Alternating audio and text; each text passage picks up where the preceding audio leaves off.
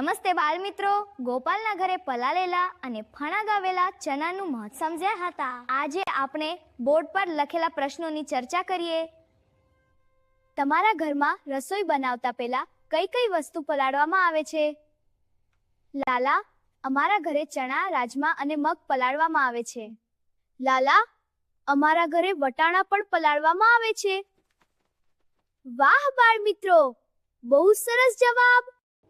તમે કઈ વસ્તુ ફણગાવીને ખાઓ છો? લાલા, અમે મગ અને ચણા ફણગાવીને ખાઈએ છીએ. મારી મમ્મી મઠ પણ ફણગાવે છે. લાલા, ખૂબ સરસ. ફણગાવેલા કઠોળ શરીર માટે ખૂબ ફાયદાકારક હોય છે. ચાલો બાળ મિત્રો, હવે કહો, કઠોળને ફણગા કેવી રીતે લાવવામાં આવે છે? લાલા, પહેલા કઠોળને પાણીમાં પલાળવામાં આવે છે. પછી તે પલાળેલા કઠોળને ભીના કપડામાં બાંધી રાખવામાં આવે છે. થોડા સમય પછી તેમાં ફણગા આવે છે. બિલકુલ સાચું. બાળ મિત્રો, કઠોળને ફણગાવવામાં કેટલો સમય લાગે છે? 1 કે 2 દિવસ લાગે છે. લાલા, હવામાન પ્રમાણે સમય થોડો બદલાય છે. લાલા, વાહ બાળ મિત્રો, તમે તો ખૂબ સમજદાર છો. ડોક્ટરે તમને અથવા તમારી આસપાસ કોઈને ફણગાવેલા કઠોળ ખાવાની સલાહ આપી છે? હા લાલા, ડોક્ટરે મારી દાદીને ફણગાવેલા ચણા ખાવા કહ્યું હતું.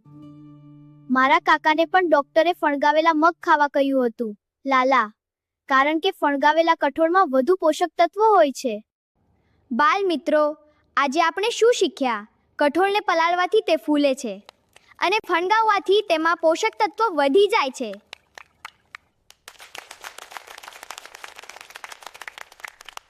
ફણગા કઠોળ આરોગ્ય માટે ખૂબ સારા છે, જે દરેકે ખાવા જોઈએ.